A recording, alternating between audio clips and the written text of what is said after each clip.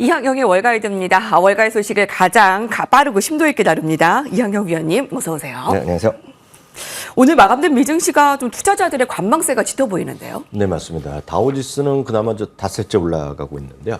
어저께는 나스닥이 좀 이탈하더니 오늘은 S&P 500도 약간은 좀 쉬어가는 그런 모습입니다.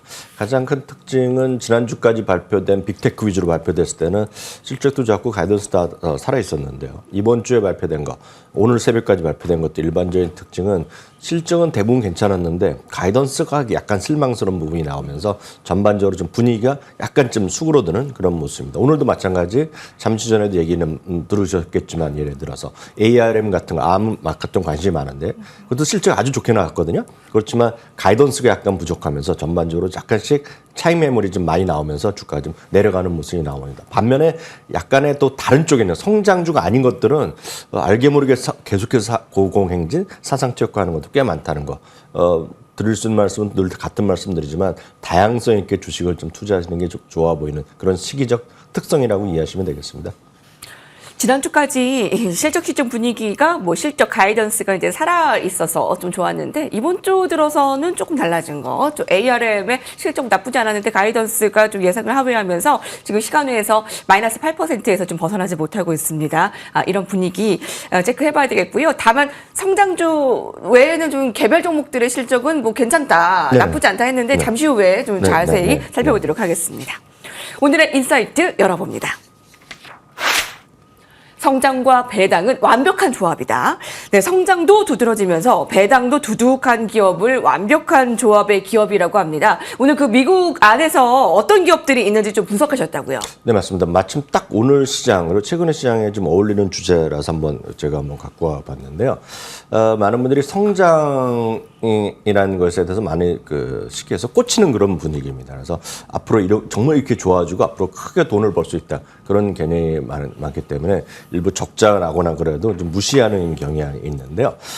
미국 주식을 오랫동안 이렇게 경험하고 통계적으로 접근해보고 분석을 해보면 그동안에 가장 완벽한 성과 그리고 꾸준한 수익을 줬던 것은 두 가지가 결합된 주식이 가장 꾸준한 성장을 보여줬다는 겁니다. 주가가 올라갔다는 의미가 되겠는데 그것이 바로 성장, 우리가 흔히 얘기하는 그로스닥, 성장주랑요. 디비던드, 배당을 주는 기업들을 합쳤을 때 그 두 가지 조합을 잘했을 때가 가장 완벽한 퍼펙트 콤비네이션이라는 것의 그런 분위기라는 거죠. 그래서 이런 그에 대한 그런 글을 갖고 한번 설명해 보겠는데요. 마침요 지난주에 애플 있지 않습니까? 네. 애플이 긍정적 실적 발표도 있겠지만 1,100억 달러의 자사주를 매입했고요. 좀 워낙 그런 게 워낙 컸기 때문에 딴 거에 우리가 반영이 안 돼서 그렇죠. 12년 연속으로 또 배당을 좀 올려줬습니다. 그래서 여기서 보면 배당을 그냥 단순한 배당이 아니라 배당을 올려주는 거 여기에 주목하셔야 되겠는데요. 배당을 그래서 12년째 지금 애플이 인상했거든요. 그러니까 이런 것들이 어우러지는 것이 진짜 완벽한 조합이다라고 딱 느낌으로 먼저 좀 이해하시면 좋겠습니다. 마침은요, 올해는 그동안 그냥 우리가 흔히 해서 성장주라고 얘기하는 대표적인 것들 중에서 배당을 드디어 시작한 것들이 꽤 있습니다. 네. 대표적인 것이 올 초에 많이 했던 메타 플랫폼이 배당을 사상 처음으로 발표했고요. 얼마 전에 알파벳 발표했고요. 여러분 잘 기억을 못 하시겠지만 부킹홀딩도 올해부터 배당을 시작했거든요. 그래서 배당을 주기 시작한 것들 그리고 아니면 배당을 늘려주는 것들 이런 것들이 기존의 성장주로 합해질 때 주가가 좀 올라갈 수 있다. 더 꾸준한 상승을 보여줬다는 그런 기록이 되겠는데요. 그런 배당을 꾸준히 올려주는 거나 배당을 주기 위해선 가장 중요한 것은 순현금으로 계속해서 좋아져야 되거든요. 그러니까 현금이 계속 쌓여야 되는데 그런 것을 갖고 한번 계산한 증권사가 울프 리서치에서 이걸 한번 조사를 해봤습니다. 그래서 두 가지 항목입니다. 성공을 위한 최고의 조합은 배당 성장과 배당 성장을 갖고 오기 위한 견실한 순현금 흐름이라고 보셔야 되겠는데요.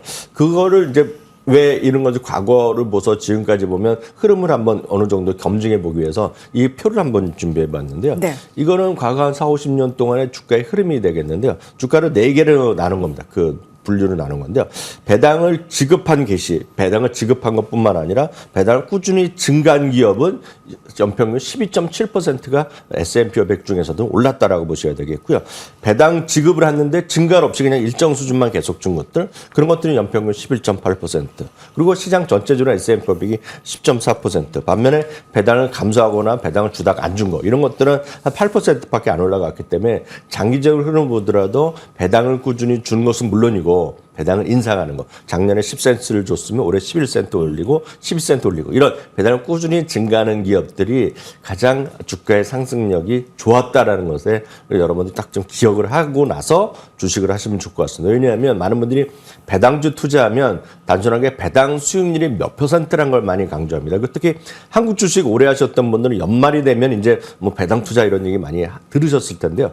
그때 나오는 것들이 배당 수익률이 높은 걸 얘기하고 있는데 미국에서도 분명히 그런 거 있지만 네. 배당 수익률이 미국에서 높다면 꾸준히 완만하게 주가는 떨어질 가능성은 좀 우리가 배제할 수 없기 때문에 미국은 배당 수익률 자체보다는 배당을 꾸준히 올려주는 쉽게 얘기해서 여러분들의 연봉이 올라간다. 나는 그렇게 생각하시면 쉬울 것 같습니다. 그래서 이런 것들을 장기적으로 S&P 500 중에서도요. 그러니까 매그7이 워낙 알려져 있으니까 그걸 제외하고 그런 것들을 이기는 방법은 말씀드렸다시피 순현금 흐름이라든가 배당 성향 이런 것들을 좀 조합해서 찾아내는 건데 그런 걸 갖고 지금 말씀드렸던 울프 리서치에서 네. 종목을 한번 찾아봤습니다. 그래서 이런 것들이 정말 성장도 꾸준히 하면서도 배당을 좀 올리면서 이런 것들을 찾아봤더니 한 이런 10개 정도가 지금 뽑혀놨다는 겁니다. 네. 그래서 이런 정보들 한번 캡처 떠두셨다가 스타디를 해보시면 좋을 것 같고요. 이 중에서 특징은 앞서도 말씀드렸다시피 배당 수익률 자체가 높은 기업이 절대 아닙니다. 배당 수익률이 높은 거는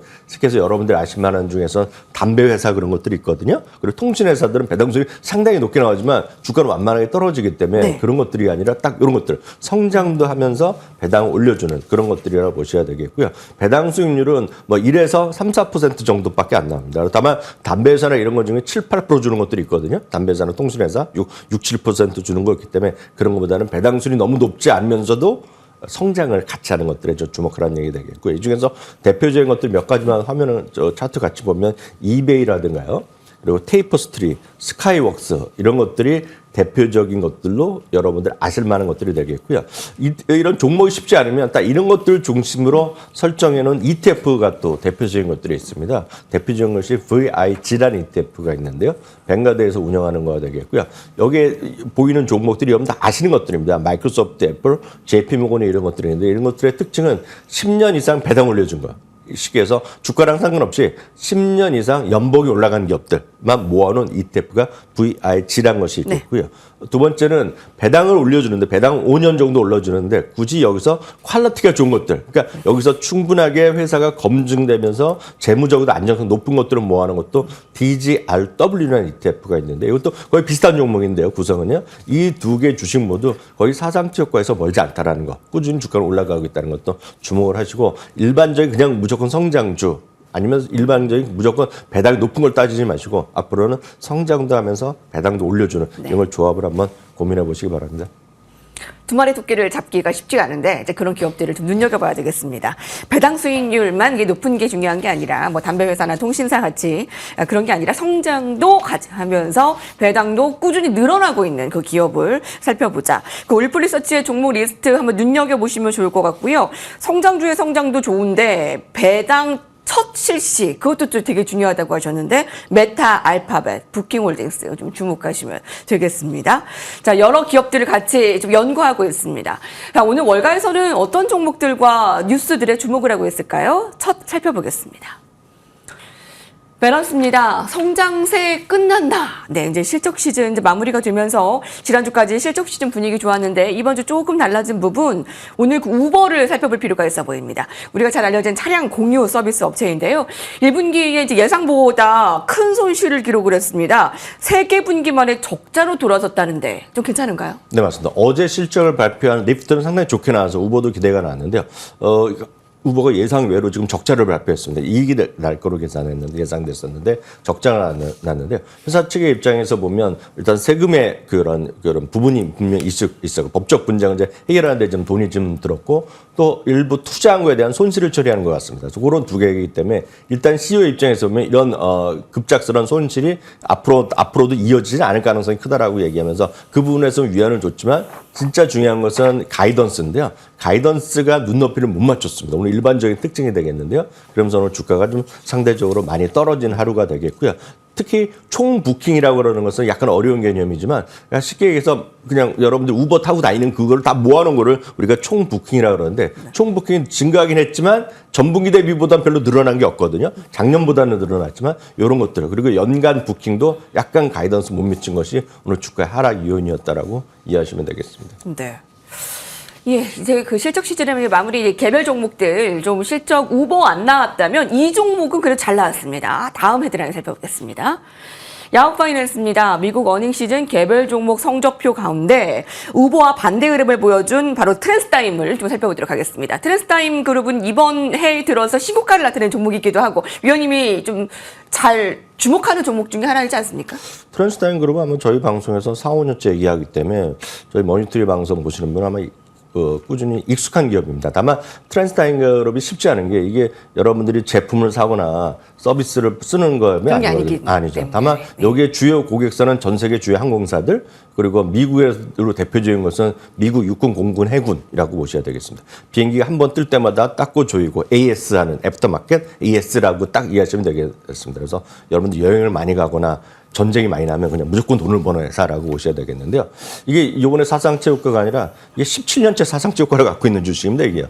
그러니까 한 해도 빼지지 않고 올라가는 겁니다. 그러니까 그만큼 대단한 회사인데 이번에도 역시 실적을 좋게 발표했겠고요. 앞선 그런 기업과 달리 우버나 최근에 ARM이나 이런 거 달리 가이던스도 또 상향해주는 모습을 보여줬거든요. 이번 실적도 좋았고 요즘에 나름은 완벽한 기업 중에 하나다라고 보셔야 되겠고요. 한마디로 제가 드릴 수 있는 말씀은 진짜 좋은 회사다라고 말씀드립니다. 그리고 이것뿐만 아니라 ITA라고 해서요. 그런 우주, 항공, 방위사만 모아놓은 ETF가 있는데요. 이것도 역시 트랜스타임도 들어있고 다 들어가 있는데요. 이것도 역시 사상체육과다라고 이해하시면 되겠습니다. 네. 자, 최고가 흐름을 나타내고 있는 지금 이 종목들 살펴봤습니다. 실적도 잘 나왔네요. 마지막 헤드라인 살펴보겠습니다. CNBC입니다. 5월에 팔고 떠나면 후회할 걸? 네, 이거는 후회할 걸? 이렇게 얘기를 해야 될 것 같습니다. 5월 하면 주식 격언 세린메이가 생각이 나는데 뱅크 오브 아메리카가 그렇게 하면 좀 곤란하다라고 얘기를 직접 했다고요. 네, 많이 들으셨을 겁니다. 저도 한번 지난주에 정리해드렸습니다. 5월에 팔고 10월에 돌아오는 것이 상당히 좋다 얘기를 많이 하고 있는데 다시 한번 확인드리지만 5월에 팔고 10월에 떠났을 때 그런 상승 확률이라든가 특히 전체 평균 수익률은 매 6개월로 따졌을 때 보면 가장 낮은 수준은 맞지만 확률상을 보면 그것도 역시 55% 정도는 상승 확률이 있다라고 보셔야 되겠습니다. 그래서 무조건 파는 것은 쉽지 좋은 결정은 아니라고 보고 있는데 그 6개월이 아니라 3개월짜리를 끊어봐서 또 비스코프라는 회사 통계를 돌려봤더니 아주 재밌습니다. 5월에 팔고 떠나면 좋지 않다는 얘기하고 있는데 그것을 이번에 3개월로 따져보니까 6월부터 8월까지요. 6, 7, 8월만 3개월만 보더라도 3개월의 수익률을 보면 1928년 이후 두 번째로 가장 상승률이 높은 3개월이라는 겁니다. 그러니까 6월부터 8월 생각하면 지금 주식을 팔고 떠나지 말라는 얘기를 아주 재미나지만 아주 간결하게 얘기하고 있고요. 특히요, 대통령 선거가 했던 해를 지금 그래프를 보여주고 있는데요. 지금 올해가 대통령 선거 있지 않습니까? 상승 확률이 무려 75%고요. 상승률은 무려 7.3%이기 때문에 모든 3개월 단위를 계산했을 때 보면 가장 완벽한 3개월은 지금 5월은 아닐지언정 6, 7, 8월은 가장 좋았다라는 흥미로운 통계가 있어서 여러분들에게 간단하게 소개해드렸습니다. 네. 5월은 주식을 팔고 떠나라. 세린메이. 올해는 특히 다르다라고 좀 분석이 되고 있고요. 특히 대통령 선거 시기인 올해는 조금 다른 모습을 나타내고 있다라는 좀 분석이 우세합니다. 저희가 객관적으로 표로 살펴봤습니다. 이양효 위원님과 함께했습니다. 감사합니다.